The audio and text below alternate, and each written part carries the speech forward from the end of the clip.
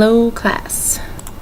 I'm very excited to be doing this. I'm a little nervous, but I'm excited too. I've watched a few already and I'm excited to see your guys' faces and everything. That's pretty neat that we get to do this. I am from Powell, Wyoming, so I decided to shadow a few people at the Powell Tribune office. Powell is a very small community. We have about almost 7,000 people.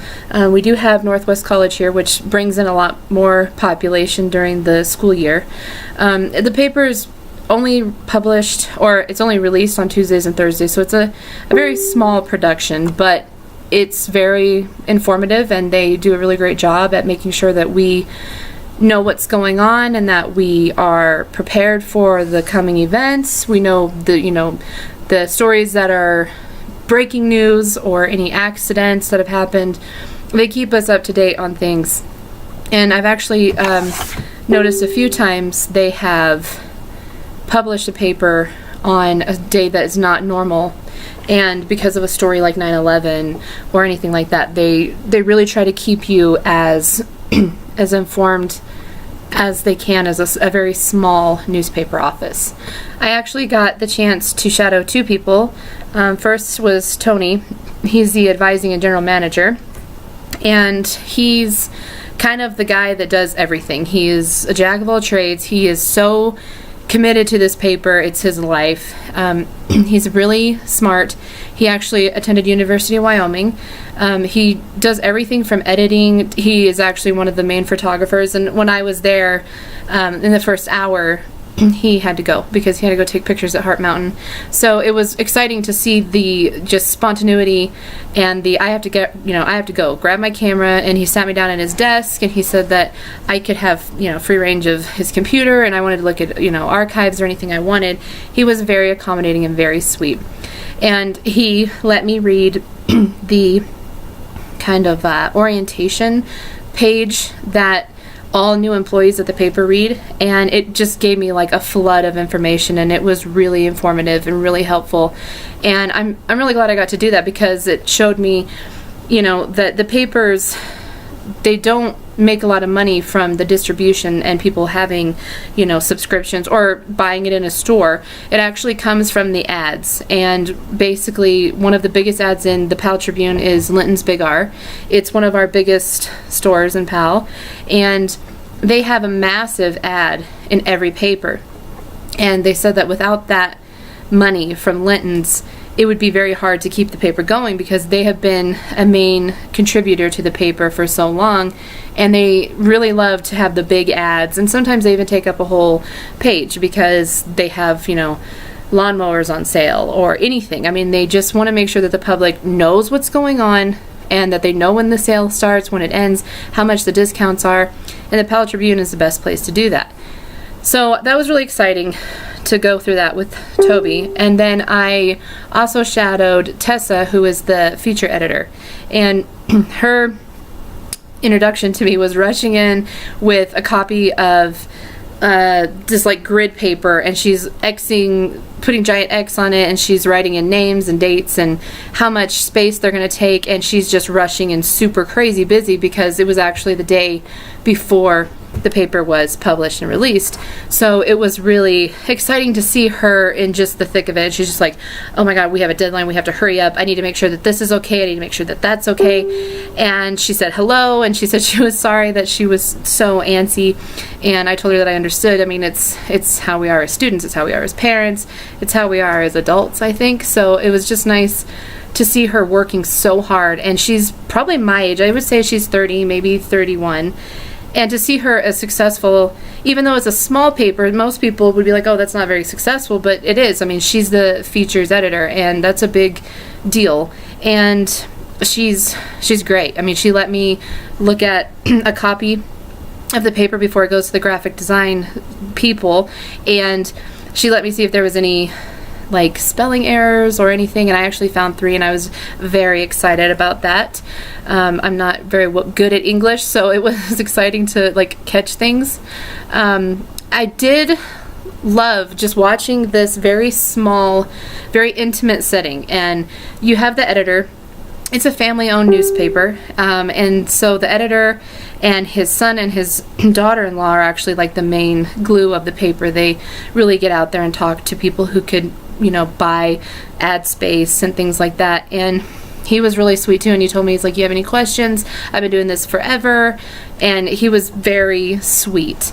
And there were 3 graphic designers, and because our paper is so small that we have like the front page, a sports section, which is actually the biggest section of the paper because of the high school and the college, and then there's the like family and people's page. And so that was really exciting to see these 3 different designers who specialize in one section of the paper, and that's their job and that's it.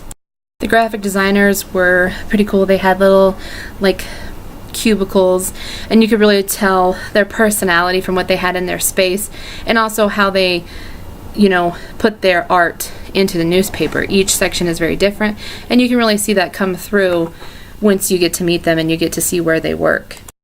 I was really intrigued by the graphic design that they do. They wait until the very last minute to do the front page because of any breaking news. And the stress on their faces was, pretty obvious, that because I was there on Wednesday, which is when the paper is sent to the finishing press, and then it's pressed that night, and then it's distributed on Thursday, and then they start all over again on Thursday. And to see the anxiety in everybody's eyes, because I was there, I started at 10 and I left at 6, and so it was very antsy. Everybody was like, okay, we got to get a deadline going by 1 o'clock. The office was just in such a rush, and it was just exciting to see all of them running around the office, but in sync with each other. They've done this so many times.